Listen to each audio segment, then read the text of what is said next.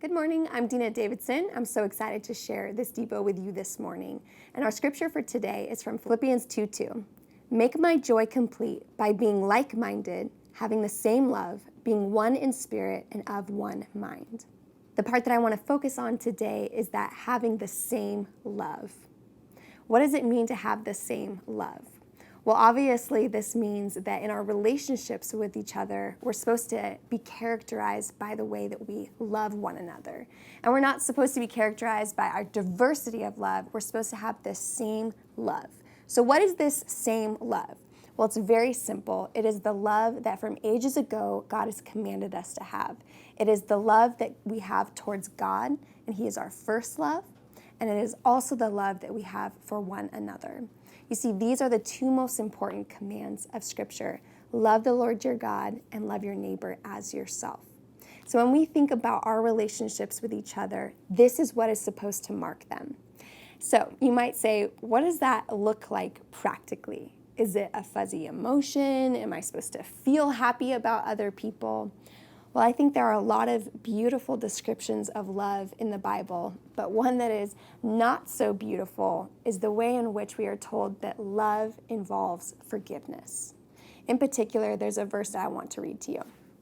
Above all, love each other deeply, because love covers over a multitude of sins. That sounds great, but in practice is very hard to do. To have the type of love that covers over a multitude of sins, that is messy, that is difficult.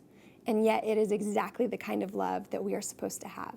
This is the same love that we are supposed to have for one another. It is a love that covers over a multitude of sins. So as you go about your day today, trying to have this same love that we're commanded to have in Scripture, the question I need to ask you is, whose sins does your love need to cover?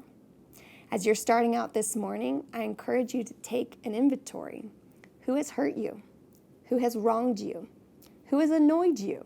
Who has made your life more difficult than it should be?